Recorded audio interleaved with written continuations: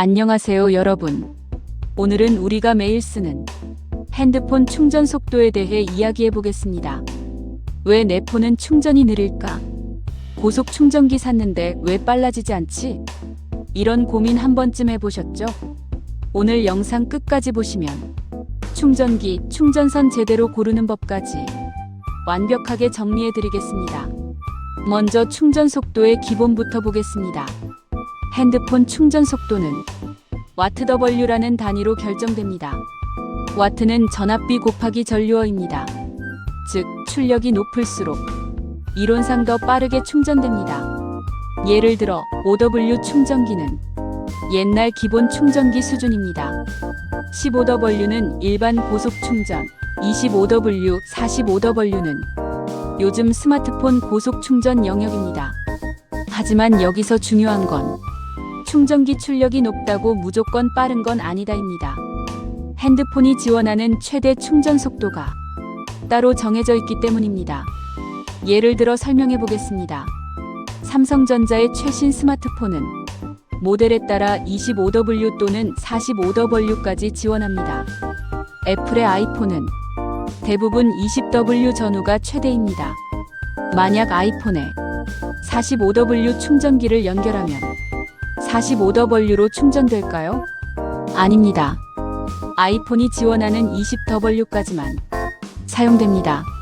즉, 핸드폰 지원 속도 최고 속도, 충전기 출력은 그 이상이면 의미가 없습니다. 그럼 어떻게 확인하느냐? 1. 제조사 홈페이지 스펙 확인. 2. 모델명 최대 충전 속도 검색.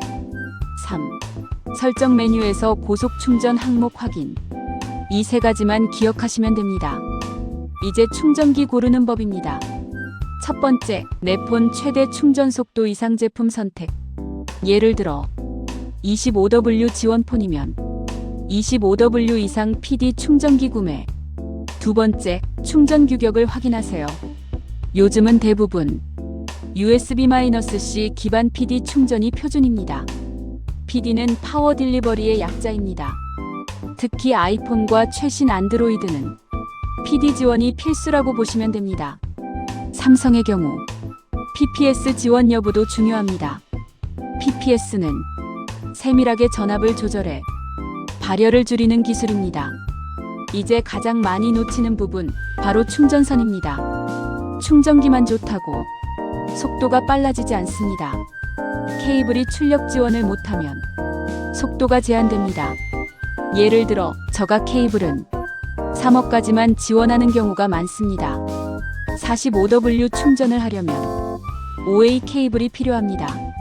특히 60W, 100W 지원이라고 명시된 USB-C 케이블을 선택하시는 게 안전합니다.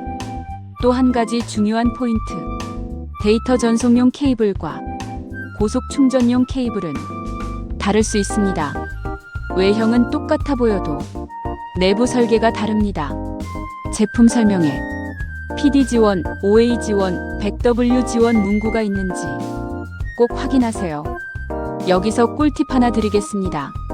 멀티 충전기 구매 시 총 출력과 포트별 출력을 반드시 확인하세요. 예를 들어 총 65W라고 적혀 있어도 2개 꽂으면 한 포트당 30W로 줄어드는 제품도 있습니다. 노트북, 휴대폰 같이 쓰신다면 포트 분배 출력표를 꼭 확인하셔야 합니다. 충전 속도에 영향을 주는 또 다른 요소도 있습니다. 1.